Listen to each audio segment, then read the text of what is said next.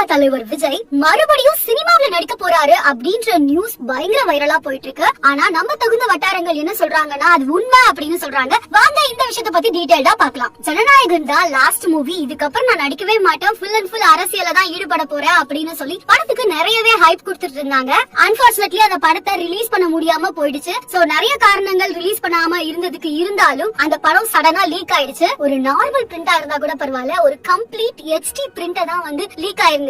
So இதனால தயாரிப்பாளர் சைடுல பயங்கர லாஸ் அப்படின்றது தான் எல்லாருமே பேசிட்டு இருந்தாங்க.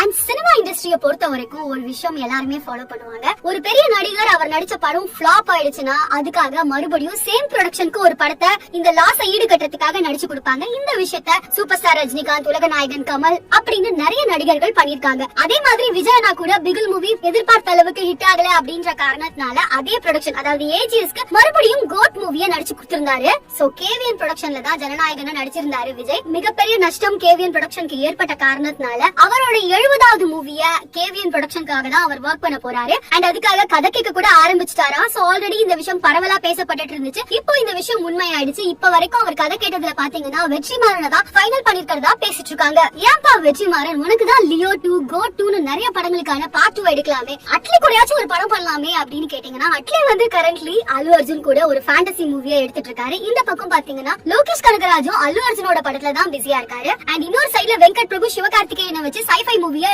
ஒர்க் பண்ணிட்டு இருக்காரு. அதே மாதிரி நெல்சனை பாத்தீங்கன்னா சூப்பர் ஸ்டார் ரஜினிகாந்த், உலக நாயகனை வச்சு ஒரு படம் ஜெயிலர் 2 அப்படின்னு ஏகப்பட்ட ப்ராஜெக்ட் அவரோட கையில இருக்கு. இதன் காரணமா தான் இப்போ தளபதி விஜய் வந்து வெற்றிமாறனை சூஸ் பண்ணிருக்காரு. சோ இப்போதைக்கு ஒரு எக்ஸ்ட்ரா படம் பண்ண போறதா வந்து விஜய் முடிவு பண்ணிருக்காரு. சோ ரசிகர்கள் கிட்ட கேக்குற விஷயம் என்ன அப்படின்னா, இல்ல அவர் அரசியலே கண்டினியூ பண்ணுமா இல்ல படம் நடிக்கணுமா அப்படின்றத நீங்க தான் சொல்லணும். விஜய் அவர்களோட இந்த நியூ பிளான பத்தி நீங்க என்ன நினைக்கிறீங்க அப்படின்னு மறக்காம கமெண்ட்ல சொல்லுங்க.